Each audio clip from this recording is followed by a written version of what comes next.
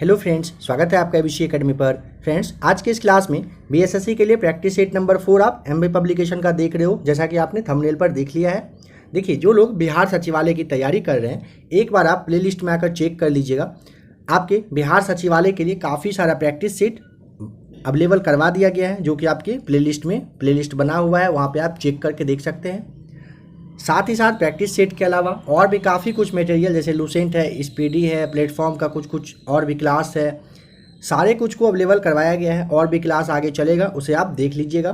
किसी भी क्लास का अगर पीडीएफ चाहिए होगा तो टेलीग्राम का जो लिंक है वो नीचे डिस्क्रिप्शन में आपको दे दिया गया है, वहाँ से आप टेलीग्राम ग्रुप को ज्वाइन कर लीजिएगा।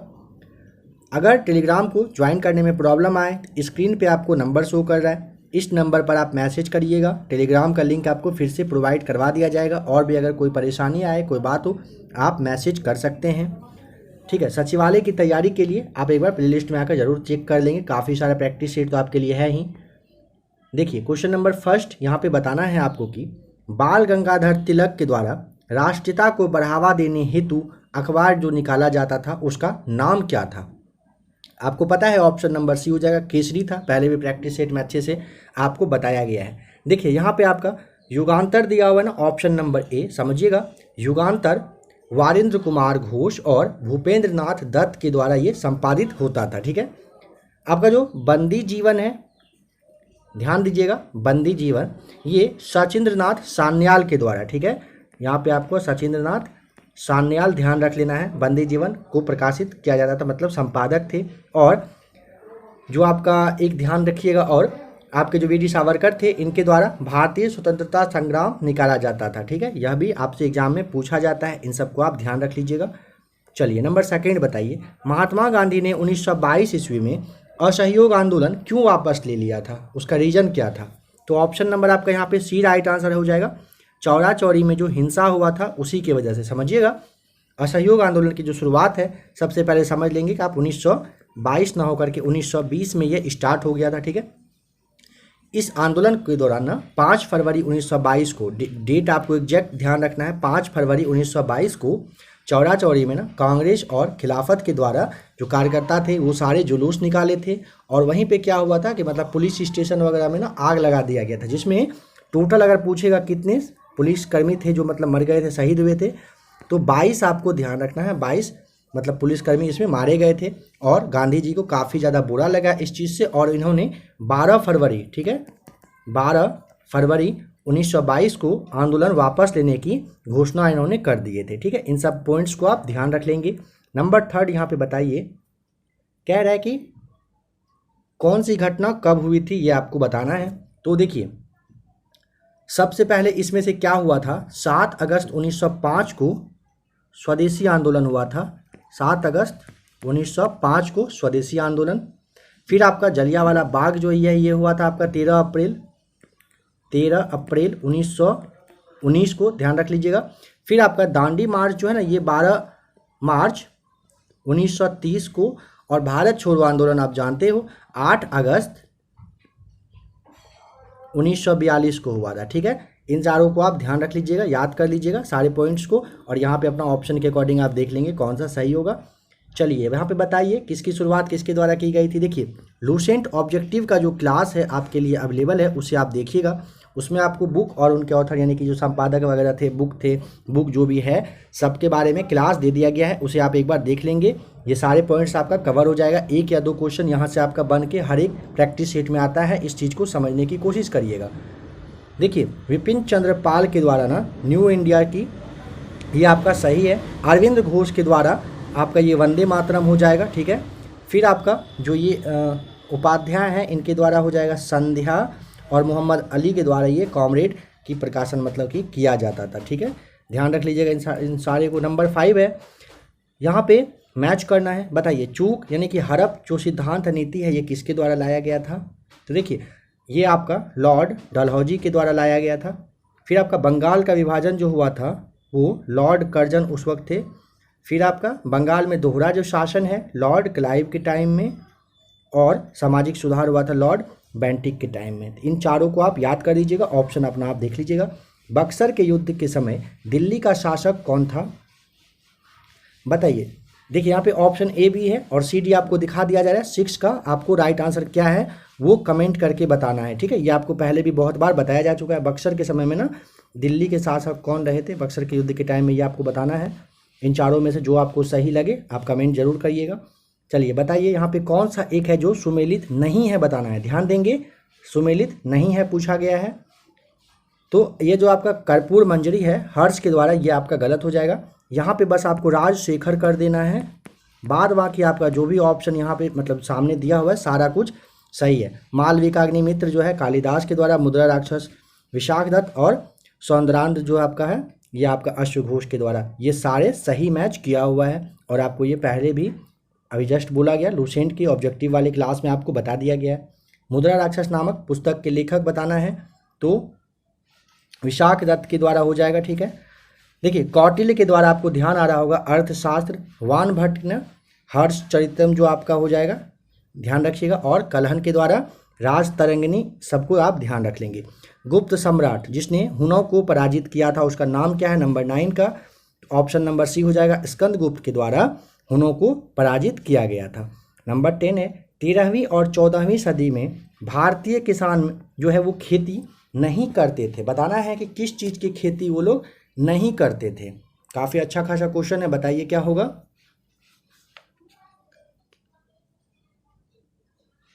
तो राइट आंसर आपका हो जाएगा, देखिए नंबर जो आपका 10 है ना, ये हो जाएगा ऑप्शन नंबर डी। मक्के की खेती नहीं की जाती थी, गेहूं, चावल और जौ की खेती होती थी। ध्यान दे दीजिएगा इस बात का कि मक्का की खेती अगर आपसे पूछ ले कि कब होता था, जरा ये बता दीजिए आप। तो मक्के की खेती 15वीं शताब्दी में ना स्टार्ट हो गया था, ठीक है। ध्यान रख लेंगे कब, 15वीं शताब्दी में मक्के की खेती स्टार्ट हो गई थी। यहाँ पे कौन सा सुमेलित नहीं है बताइए। चाहें तो आराम से वीडियो को आप रोक लीजिएगा, जहाँ भी आपको ज़्यादा टाइम चाहिए होगा वीडियो को रोक ही लिया करिएगा, ठीक है। चलिए बताइए। तो यहाँ पे देखिए कुतुबुल इस्लाम मस्जिद का जो निर्माण है ना ये अजमेर में, ये ध्यान रखिएगा। इसकी जो मतलब कहिए कि निर्माण है ना कुतुबुद्दीन ऐबक ने किया था। कहाँ पर, अजमेर में ना करके दिल्ली आपको ध्यान रख लेना है, ठीक है। कहाँ पर, तो दिल्ली में की गई थी। तो ऑप्शन नंबर जो आपका ए है यही राइट हो जाएगा। बाद बाकी जौनपुर अटाला मस्जिद, मालवा में जहाज महल और गुलबर्गा में जामा मस्जिद, ये सारे आपका यहाँ पे बिल्कुल सही मैच किया हुआ है। अगर पूछेगा कुतुबुल इस्लाम मस्जिद का निर्माण तो कुतुबुद्दीन ऐबक के द्वारा पूछ लेगा, बताइए तो कब किया गया था। तो आपको 1992 ईस्वी भी ध्यान रख लेना है। दिल्ली विजय के मतलब खुशी में कहिए इनके द्वारा किया गया था। बताइए कि यहाँ पे कौन है जो सुमेलित नहीं है, बताना है। ऑप्शन नंबर जो आपका यहाँ पे देखिए डी दिया हुआ है ना, जहांगीर और बल्ख का युद्ध, ये आपका सही नहीं है। समझेंगे, बल्ख का युद्ध 1646 ईस्वी में हुआ था और ये किस किस शासनकाल में हुआ था, तो शाहजहां के शासनकाल में। आपको ये ध्यान रखना है, जहांगीर ना होकर के होगा। बाद बाकी तीनों ऑप्शन आपका यहाँ पे बिल्कुल सही दिया हुआ है। चलिए बताइए भारतीय संविधान की प्रस्तावना के संबंध में निम्नलिखित में से कौन सा क्रम है जो यहाँ पे सही दिया हुआ है। तो ऑप्शन नंबर देखिए जो आपका डी है ना, ये आपका राइट आंसर हो जाएगा। कैसे, तो देखिए क्या कहता है कि भारतीय संविधान की जो प्रस्तावना है जो कि आपका 1976 ईस्वी में 42वां संविधान संशोधन के द्वारा स्टार्ट मतलब अपनाया गया था, उसके बाद से सही क्रम कौन सा है, तो आपका हो जाएगा संप्रभुत्व हो जाएगा। संप्रभु, समाजवादी पंथ यानी कि धर्मनिरपेक्ष, लोकतंत्रात्मक, गणराज्य हो जाएगा आपका सही जवाब। ऑप्शन नंबर आपका डी यहाँ पे बिल्कुल सही जवाब हो जाएगा। नंबर 14 है राज्यसभा को भंग करने का अधिकार किसको दिया गया है, तो उपरोक्त में से कोई नहीं होगा, किसी को नहीं मतलब राज्यसभा भंग नहीं होता है, ये आपको पता है। चलिए बताइए कि नंबर 15 में यदि किसी राज्य की विधानसभा का अध्यक्ष पद त्यागना चाहे तो उसे अपना त्यागपत्र किसको देना चाहिए, तो ऑप्शन नंबर सी हो जाएगा। वो किसको, उपाध्यक्ष को देते हैं। वर्तमान लोकसभा में प्रत्येक राज्य के लिए स्थानों का जो आवंटन आधारित है किस नियम पर है, ये आपको बताना है। तो ऑप्शन नंबर सी हो जाएगा आपका। सन 1971 की जनगणना के आधार पर राष्ट्रपति का जो अभी चुनाव हुआ है आपको पता होना चाहिए 2026 तक इसी प्रक्रिया पर ये भी होना है। उसके बाद से ये कुछ चेंजिंग उसमें आएगा, मतलब बदलाव किया जा सकता है 2026 मतलब में के बाद आप उसमें परिवर्तन कर सकते हैं, ठीक है। चलिए बताइए नंबर 17 में कि लोकसभा का जो चुनाव का जो प्रत्याशी होता है अपनी जमानत खो देता है यदि उसे प्राप्त नहीं होता है, क्या प्राप्त नहीं होता है? ऑप्शन नंबर आपका हो जाएगा, देखिए यहाँ पर तो कोई है ही नहीं, यदि 1/6 भाग अगर उनको वैलिड मत का अगर नहीं मिलता है तो क्या होता है, अपना जमानत वो नहीं बचा सकते हैं। ठीक है, नंबर 18 है, राज्य का जो नीति निर्देशक सिद्धांत है वो किस प्रकार मौलिक अधिकारों से भिन्न है, मतलब किस तरह से ये अलग है आपको बताना है। तो देखिए ऑप्शन नंबर सी हो जाएगा, निर्देशक परिवर्तनीय नहीं है जबकि अधिकार परिवर्तनीय होता है। मौलिक अधिकार का उल्लंघन होने पर ना जो पीड़ित व्यक्ति होता है वो न्यायालय जा सकता है। ठीक है, और नीति निर्देशक तत्व के उल्लंघन की स्थिति में वे न्यायालय नहीं जा सकते। आपको पता है नीति निर्देशक तत्व अगर पूछेगा तो आपका 36 से 51 में दिया हुआ है। ठीक है, और मौलिक अधिकार पूछता है तो आपको 12 से 35 में मौलिक अधिकार दिया हुआ है। चलिए बताइए, भारतीय संविधान की 10वीं अनुसूची का संबंध है किस चीज़ से है? तो देखिए संविधान का जो 52वां संविधान संशोधन हुआ था, ठीक है, 52वां संविधान संशोधन, उसमें दल बदल विरोधी कानून जो आपका 1985 में हुआ था, 1985 में पास किया गया था। ठीक है, इसमें अगर पूछेगा तो दल बदल विरोधी कानून ये इसमें दिया हुआ है। चलिए बताइए, भूमि विकास बैंक निम्नलिखित का एक अंश है, किसका अंश है?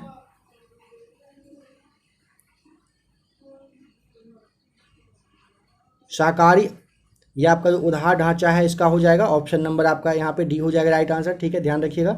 नाबार्ड है यहाँ पे दिया हुआ, नाबार्ड के बारे में क्वेश्चन पूछा जाता है, 1982 में इसकी स्थापना की गई थी, इसे भी ध्यान रख लेंगे। भारत में अधिकांश व्यक्ति बेकार है, किस क्षेत्र में बेकार है बताइए? तो ऑप्शन नंबर आपका बी हो जाएगा, कृषि। ठीक है, भारत में कृषि कार्य में ना ज़रूरत से ज़्यादा लोग लगे हुए हैं, इसीलिए कहिए कि कृषि में जो छुपी हुई बेरोजगारी है वो मतलब दिखाई देती है, रहती है। भारत में पहला पनबिजली शक्ति केंद्र आरंभ हुआ था, कहाँ पर? ऑप्शन नंबर डी आपका राइट आंसर हो जाएगा। देखिए भारत का पहला जल विद्युत कावेरी नदी का जो शिव समुद्रम जलप्रपात है, यहीं पर अगर पूछेगा डेट बता दीजिए तो वर्ष 1905 में स्थापित किया गया था। ठीक है, ध्यान रखेंगे। ऑप्शन नंबर देखिए आपका जो बी है, कोयना परियोजना है ना, इसे ध्यान रखिएगा। कोयना परियोजना अगर पूछेगा किस नदी पर है तो ये आपका कोयना नदी पर ही है। ठीक है, फिर आपका जैसे भाखड़ा नांगल बांध है, भाखड़ा नांगल है ना, इसे देखिएगा, भाखड़ा नांगल अगर पूछेगा किस पर है तो आपको सतलज नदी बता देना है। ठीक है, और आपका जो ये आपका पाइकारा बचा, ये पाइकारा के बारे में आपको अगर पता हो तो आप कमेंट करके बताइएगा। ठीक है, चलिए नेक्स्ट क्वेश्चन देखिए, भारत में योजना अवकाश रहा था कब से कब तक के टाइम को योजना अवकाश के नाम से आप जानते हैं? देखिए तीसरी योजना जो था ना आपका, और तीसरी कहिए चौथा कहिए, इन दोनों के बीच का टाइम पीरियड को आप योजना अवकाश के नाम से जानते हैं, जो कि आपका ऑप्शन नंबर बी हो जाएगा, 1966 से 69 तक, यानी कि ये बस 3 साल का ही कहिए कि कार्यकाल रहा था। जो पंचवर्षीय योजना 5 साल का होता है, ये बस 3 साल का रहा था, 1966 से लेकर 69 तक के बीच में। दुर्लभ मुद्रा का आशय उस मुद्रा से है, पहले भी बहुत बार आपको बताया जा चुका है। देखिए दुर्लभ मुद्रा ना, जैसे आप हार्ड करेंसी जानते हैं, जैसे कहिए नॉर्मल सा अगर आप जानना चाहें, जैसे आपका डॉलर है ना, डॉलर आपको नॉर्मली मिल जाता है क्या? आप बोलेंगे नहीं, नहीं मिलता है।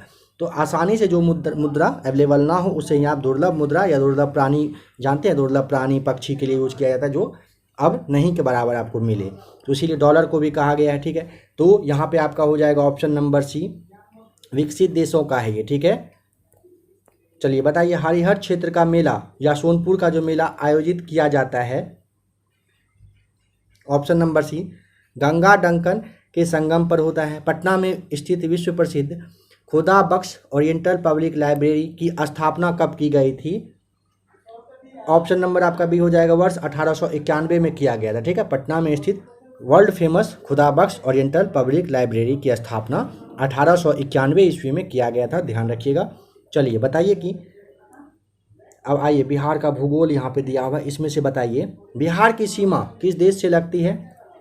बताइए बिहार की जो सीमा है ना वो किस देश से लगती है? 27 का ऑप्शन नंबर आपका हो जाएगा बी राइट आंसर, नेपाल से लगती है। ध्यान दीजिएगा कि अगर पूछेगा कि जैसे बांग्लादेश आपका है ना, बांग्लादेश से कौन कौन सा, तो असम, मेघालय, मिजोरम, त्रिपुरा, पश्चिम बंगाल, ये सारे बांग्लादेश से लगते हैं। अगर पूछेगा चीन से बताइए कौन कौन सा राज्य भारत का लगता है, तो अरुणाचल प्रदेश, नागालैंड, मिजोरम, मणिपुर आप बता सकते हैं। ठीक है, ये सब ध्यान रखेंगे।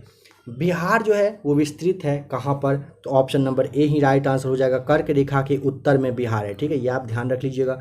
चलिए नंबर 29 बताइए कि बताना है कि बिहार का वह जिला जो पश्चिम बंगाल एवं नेपाल दोनों को स्पर्श करती है, बिहार का वह कौन सा जिला है जो पश्चिम बंगाल को और नेपाल को भी टच करती है। तो राइट आंसर आपका हो जाएगा Kishanganj, option number C right answer. बताइए यहाँ पे मैच करके कि कौन सा वन्यजीव अभ्यारण्य जो है किस शहर में स्थित है। ठीक है, तो देखिए गौतम बुद्ध वन्यजीव अभ्यारण्य आपके गया में है, ध्यान रखेंगे। पहले भी बहुत बार आपको बताया जा चुका है। भीम बांध वन्यजीव अभ्यारण्य पूछेगा, आपको मुंगेर बताना है। राजगीर यानी कि पंत जीव अभ्यारण्य वन्यजीव अभ्यारण्य पूछेगा, तो आपको इसके लिए बता देना है कौन सा, नालंदा। और आपका अगर रजौली वन्यजीव अभ्यारण्य पूछता है, रजौली, ये आपका एक मिनट थोड़ा सा देखिएगा यहाँ पे आपको। देखिए भीम बांध जो है ना, ये आपके मुंगेर में तो आपका सही है, और राजगीर जो पंत वन्यजीव अभ्यारण्य है, ये मैच करने में थोड़ा गलती हो गया था, ये आपका हो जाएगा नालंदा में। और जो आपका रजौली वन्यजीव अभ्यारण्य है ये आपके नवादा में है। ठीक है, रजौली कहाँ पर है, नवादा, आपको ध्यान रखना है। ऑप्शन यहाँ पे आप मैच कर लीजिएगा। बिहार में प्रथम रेल मार्ग का निर्माण कब हुआ था बताना है। ऑप्शन नंबर आपका ए सन 1860 से 62 के बीच में हुआ था। ठीक है, ध्यान रखिएगा। देखिए अगर पूछेगा पहला 60 से 62 समय, थोड़ा सा और समझिएगा कि जब east India company railway company से, मतलब कहिए कि हावड़ा से मुगल सराय को जोड़ने के ना टाइम में गंगा के किनारे मुख्य लाइन को जो बिछाने का काम हुआ था, वो आपके 1860 से 62 के ही बीच में हुआ था। यहाँ पे कौन एक ज्वारीय बंदरगाह है, इन सब में से बताना है। 32 का राइट आंसर ऑप्शन नंबर आपका बी हो जाएगा। कांडला जो है ये ज्वारीय बंदरगाह है। ठीक है, मुंबई के बारे में समझिएगा। मुंबई का सबसे बड़ा बंदरगाह अगर आपसे पूछेगा तो जवाहरलाल नेहरू बंदरगाह, आप ध्यान रखेंगे। इसे ही आप ना हवा सेवा के भी नाम से जानते हैं। हवा सेवा काफ़ी ज़्यादा फेमस है, ज़रूर आपको ये पता होगा। ठीक है, देखिए विशाखापट्टनम आंध्र प्रदेश का एक ऐसा, मतलब कहिए कि सिंगल ऐसा प्रमुख, मतलब हेड कहिए कि अच्छा खासा बंदरगाह है, काफ़ी ज़्यादा फेमस है ये, और ये भारत के पूर्वी तट में स्थित है, इसे भी आप ध्यान रख लीजिएगा। ठीक है, चलिए बताइए कि किस आणविक खनिज के संचित भंडार की दृष्टि से भारत वर्ल्ड में पूरे फर्स्ट नंबर पर आता है। ऑप्शन नंबर बी आपका हो जाएगा राइट आंसर। थोरियम में जो आपका भारत है वर्ल्ड में टॉप पे आता है, नंबर फर्स्ट पे। कौन सा भारतीय राज्य अग्रणी कपास उत्पादक है, इन सब में से राइट आंसर हो जाएगा गुजरात, आपका सही जवाब ऑप्शन नंबर ए। गुजरात जो है टॉप पे है किस चीज़ के उत्पादन में, तो कपास के उत्पादन में। ठीक है, बाघों का प्रमुख रिजर्व सरिस्का किस राज्य में अवस्थित है बताना है। तो आपका हो जाएगा सरिस्का राष्ट्रीय उद्यान बाघ के लिए फेमस है, ये आपके राजस्थान, यानी कि ऑप्शन नंबर बी आपका सही हो जाएगा। राजस्थान का अगर पूछे कि जगह बताइए तो कहाँ पर है, तो अलवर में है, इसे भी आप ध्यान रख लीजिएगा। देश में सर्वाधिक वन क्षेत्र किस राज्य में है बताना है, तो 36 का राइट आंसर हो जाएगा मध्य प्रदेश। समझिएगा थोड़ा सा, ऑप्शन नंबर ए आपका सही है।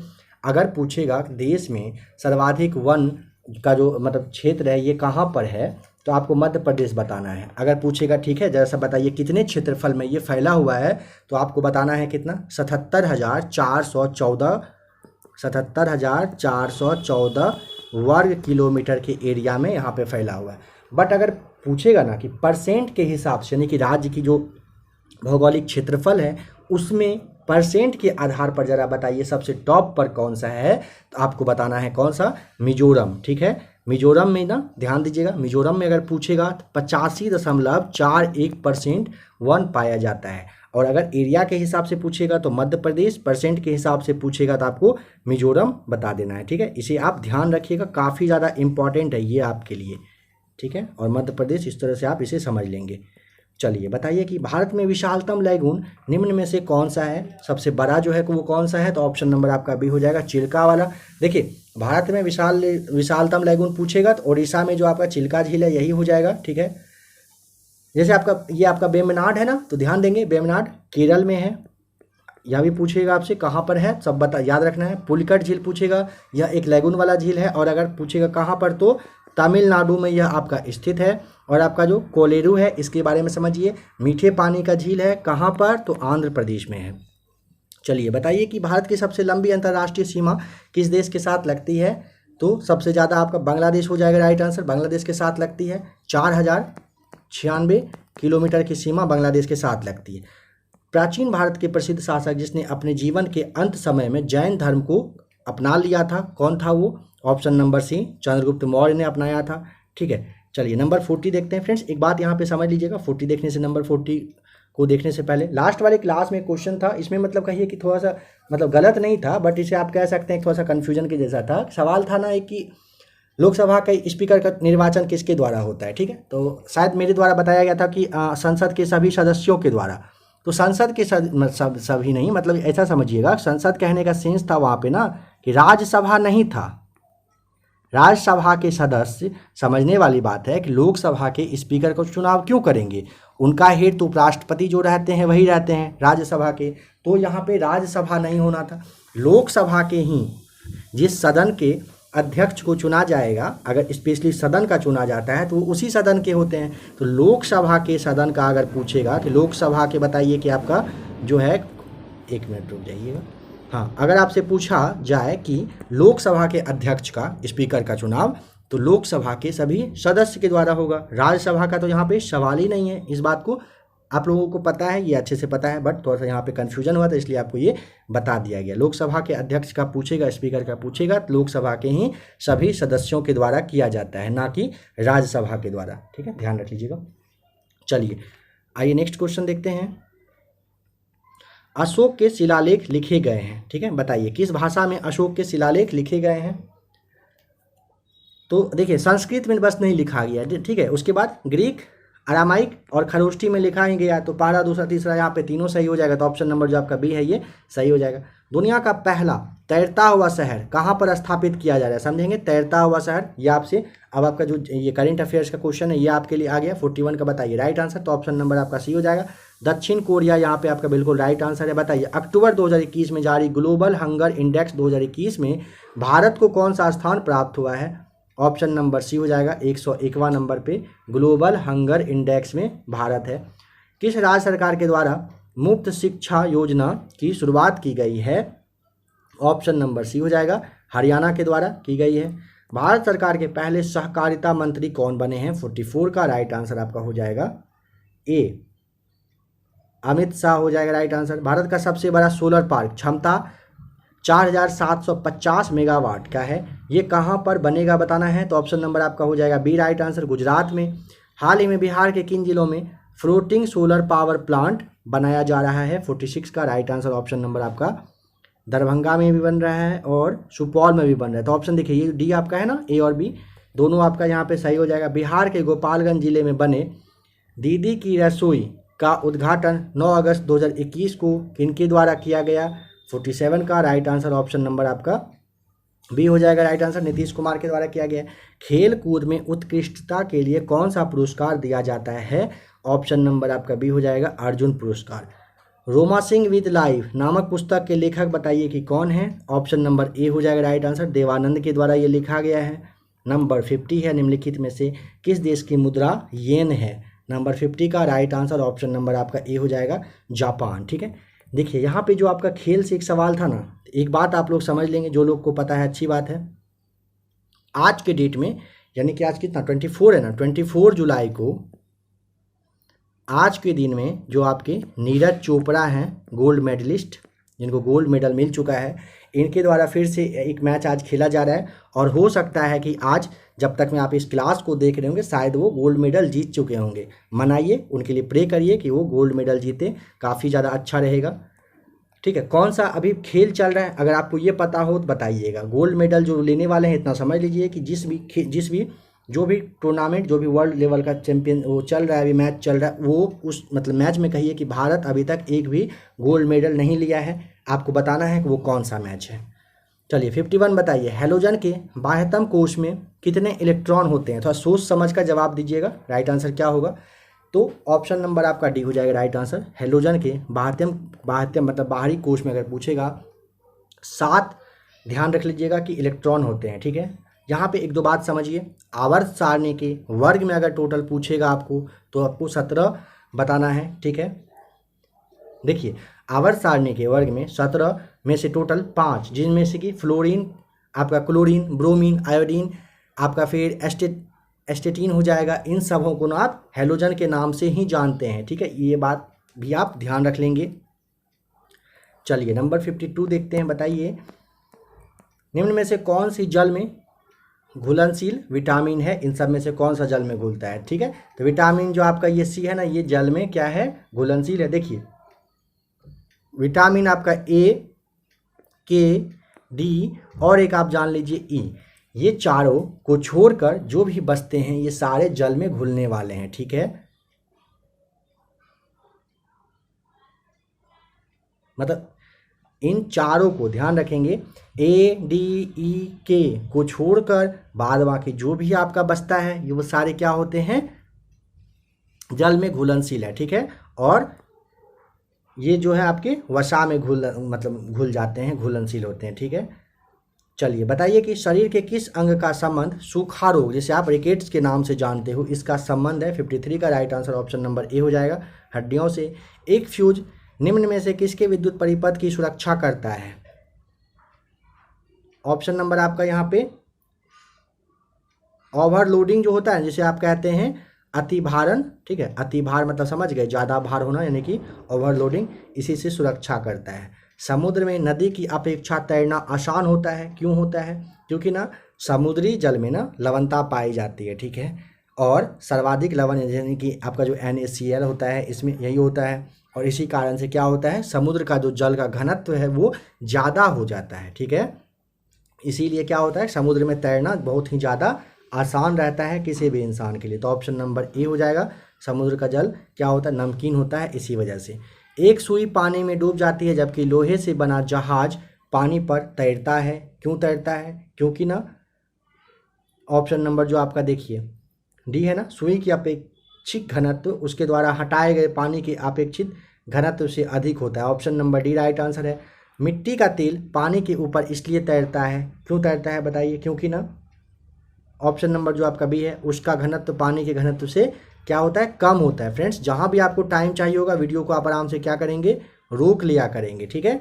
चलिए समझ गए, उसका घनत्व पानी के घनत्व से कम होता है, इसी वजह से मिट्टी का जो तेल है पानी के ऊपर आराम से तैरता रहता है। जंग लगे हुए लोहे का वजन बिना जंग लगे हुए लोहे से क्या होता है, कुछ अधिक होता है, ठीक है। तो ऑप्शन नंबर आपका यहाँ पे ए राइट आंसर हो जाएगा। चलिए बताइए कि जल आपूर्ति के लिए जल का जो शोधन है ना, प्यूरिफिकेशन जिसे आप कहते हैं, निम्नलिखित प्रक्रिया से होता है। किसके द्वारा जल आपूर्ति के लिए जल का शोधन यानी कि प्यूरिफिकेशन किस प्रक्रिया से होता है? ऑप्शन नंबर ए हो जाएगा राइट आंसर, क्लोरीकरण की वजह से होता है, ठीक है। चलिए महासागर से शुद्ध जल किस विधि के द्वारा प्राप्त किया जा सकता है बताइए? तो ऑप्शन नंबर बी हो जाएगा, आसवन विधि के द्वारा आप महासागर से शुद्ध जल प्राप्त कर सकते हैं। किस प्रक्रम के द्वारा कच्चे तेल से गैसोलीन प्राप्त किया जाता है? ऑप्शन नंबर बी हो जाएगा, प्रभाजी आसवन के द्वारा प्राप्त किया जाता है। तापमान के केल्विन पैमाने पर जल का जो क्वथनांक है वो क्या होता है, समझेंगे। तापमान के केल्विन पैमाने पर पूछा है, जल का क्वथनांक कितना होगा? तो ऑप्शन नंबर आपका देखिए सी जो है ना 373, ये आपका राइट आंसर हो जाएगा, इतना ही होता है। उत्सर्जन की इकाई है, क्या इकाई होती है उत्सर्जन की? नेफ्रॉन हो जाएगा, यानी कि ऑप्शन नंबर जो आपका सी दिया हुआ है, उत्सर्जन की इकाई क्या होता है, नेफ्रॉन, ध्यान रखेंगे। वृक्क यानी कि किडनी की खराबी के कारण रक्त में यूरिया की मात्रा बढ़ने को क्या कहते हैं? 64 का राइट आंसर आपका हो जाएगा, वृक्क यानी कि किडनी की खराबी के कारण ना रक्त में अगर यूरिया की मात्रा बढ़ जाए तो उसे आप यूरेमिया के नाम से जानते हैं, ठीक है। ध्यान रखेंगे क्या नाम से, यूरेमिया। ऑप्शन नंबर आपका ए है, ध्यान रखेंगे, कंफ्यूज नहीं करिएगा, थोड़ा सा कंफ्यूजन वाला वर्ड है। मानव शरीर में मौजूद निम्नलिखित कोशिकाओं में से किसमें माइटोकॉन्ड्रिया नहीं पाया जाता है? तो ऑप्शन नंबर जो ए है ना राइट आंसर हो जाएगा, लाल रक्त कोशिका में क्या होता है, माइटोकॉन्ड्रिया नहीं पाया जाता है। बताइए लीमर क्या होता है? नंबर 66 का राइट आंसर हो जाएगा, लीमर मेडागास्कर में पाए जाने वाला एक क्या है, जानवर, यानी कि ऑप्शन नंबर जो डी आपका बिल्कुल राइट आंसर हो जाएगा। लीमर पूछेगा क्या है तो ऐसा देख के लगता है या तो बीमारी होगा या शरीर का बॉडी का कोई पार्ट्स होगा, बट मेडागास्कर में पाए जाने वाला जानवर होता है। बताइए न्यूरोलॉजिकल जन्मजात विकारों के रूप में ज्ञात जीका जो वायरस आपका है ना, ये किसके द्वारा फैलता है ये बताना है। तो जी मच्छर के काटने से फैलता है, ऑप्शन नंबर आपका बी यहाँ पे राइट आंसर हो जाएगा। चलिए बताइए जब मानव शरीर का तापमान सामान्य शारीरिक तापमान से लगभग 2 से लेकर लगभग 3.5 फ़ारेनहाइट कम हो जाता है तो इस स्थिति को कैसे जाना जाता है? हाइपोथर्मिया के नाम से आप इसे जानते हैं, ठीक है। हाइपोथर्मिया ऑप्शन यहाँ पे देखिए, थोड़ा सा ये जो है ना हाइपोथर्मिया और हाइपरथर्मिया और हाइपर पायरेक्सिया, यहाँ पे कंफ्यूज नहीं करिएगा, याद कर लीजिए अभी के अभी। हाइपोथर्मिया ऑप्शन नंबर आपका बी यहाँ पे बिल्कुल राइट आंसर हो जाएगा, ठीक है। चलिए बताइए, ऑस्टियोपोरोसिस रोग किससे संबंधित होता है? हड्डी से संबंधित होता है, option number A right answer हो जाएगा। आलू किसका संशोधित रूप होता है? नंबर 70 का। आलू जो है ना तना का हो जाएगा, यानी कि ऑप्शन नंबर जो आपका डी है ना 70 का ऑप्शन नंबर डी आपका राइट आंसर हो जाएगा। अग्नाशय किससे स्रावित होता है? तो ऑप्शन नंबर हो जाएगा अग्नाशय से, मतलब अग्नाशय किससे स्रावित करता है, किससे नहीं करता है, बल्कि समझ लीजिएगा एक बार फिर से, अग्नाशय किसे स्रावित करता है इन चारों में से? तो अग्नाशय से इंसुलिन स्रावित होता है, ठीक है। तो ऑप्शन नंबर जो आपका ए है राइट आंसर हो जाएगा। गुलाबी क्रांति का संबंध किस चीज़ से है? नंबर 72 का।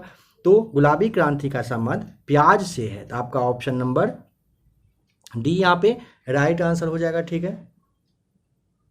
अगर आपसे पूछेगा ना और कोई एक ऐसा है जिससे कि आप जानते हो, अगर आपको याद आ रहा हो बताइए। तो गुलाबी क्रांति का संबंध ना झींगा उत्पादन से भी है, अगर आपको याद आ रहा होगा तो बहुत ही अच्छी बात है, नहीं तो आप याद कर लेंगे, ठीक है। चलिए बताइए कि ऑक्सोनोमीटर का प्रयोग करते हैं, ऑक्सानोमीटर का यूज क्यों किया जाता है? तो पौधे की वृद्धि दर मापने के लिए ना आप ऑक्सानोमीटर का यूज करते हैं। अगर पूछेगा आविष्कार तो आपके ये जो जगदीश चंद्र बोस हैं इनके ही द्वारा किया गया था, ध्यान रख लेंगे, काफ़ी अच्छा खासा क्वेश्चन है। ऑप्शन नंबर आपका बी राइट आंसर हो जाएगा। वृद्धि दर मापने में किस चीज़ का? तो पौधे की वृद्धि दर मापने के लिए किया जाता है ऑक्सोनोमीटर का यूज। दिल का दौरा किस कारण से होता है? तो हृदय में यानी कि रक्त की जो मतलब कहिए कि कमी नहीं हो, मतलब कमी हो जाता है, इसी कारण से दिल का दौरा पड़ता है। ऑप्शन नंबर सी जो है ना, हृदय में रक्त की आपूर्ति की कमी की वजह से दिल का दौरा किसी भी इंसान को हो जाता है। ब्लड कैंसर को आमतौर पर इस नाम से जाना जाता है, बताइए ब्लड कैंसर को नॉर्मली आप किस नाम से जानते हो? देखिए ल्यूकेमिया आपका हो जाएगा, ऑप्शन नंबर बी बिल्कुल राइट आंसर है। ल्यूकेमिया यानी कि देखिए ऑकाजिन लाल रक्त कोशिका को प्रभावित करता है, जिससे कहिए कि इसका कि निर्माण जो होता है ना ये रुक जाता है और कैंसर का ये फिर बाद में रूप ले लेता है, इसे भी ध्यान रख लेंगे। नंबर 76 है, वह छोटी से छोटी संख्या बतावें जिसमें 7 घटा देने से शेष बची संख्या 20, 28, 35 और 105 से पूर्णतः विभक्त हो जाए।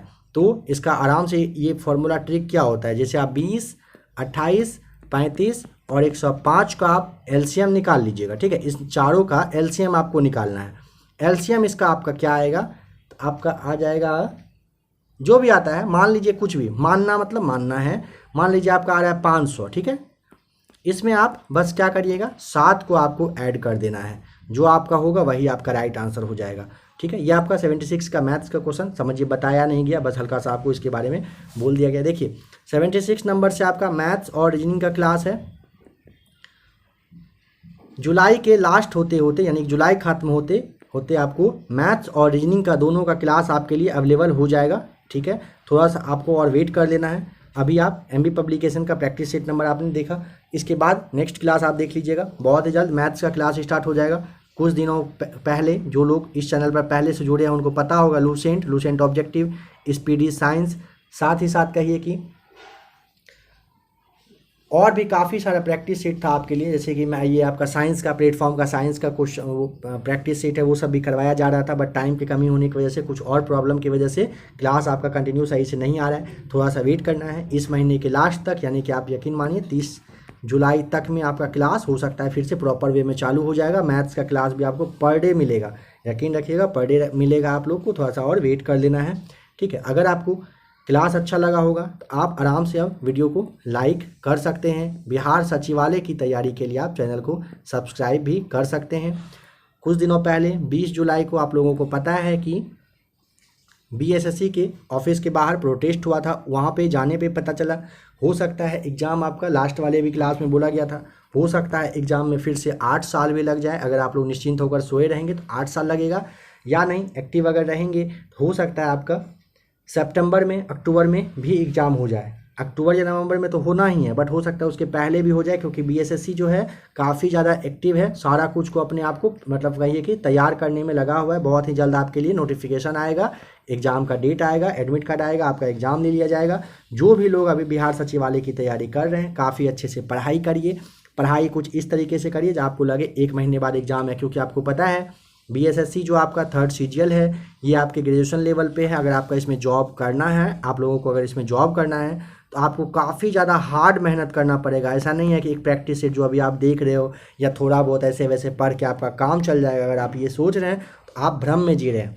काफ़ी ज़्यादा लोग फॉर्म भरे हैं, लगभग 12 से 15 लाख के आसपास कहिए कि लगभग फॉर्म भराया है, और आपको सीट पता है कि 2500 से भी कम है। कंपटीशन कितना टफ है समझ लीजिए। टाइम थोड़ा कहीं भी आलतू फालतू जगह ना बर्बाद करके थोड़ा सा तैयारी अच्छे से कर लीजिए। सचिवालय में आपका जॉब हो जाएगा तो लाइफ आपके आने वाले 1-2 पीढ़ी के लिए भी काफ़ी अच्छा हो जाएगा। ठीक है, तैयारी थोड़ा अच्छे से करिए। अगर और भी कोई सजेशन देना हो तो आप कमेंट कर सकते हैं, बता सकते हैं। बने रहिए ऐसे ही एबीसी एकेडमी के साथ। मिलते हैं एक नए वीडियो के साथ।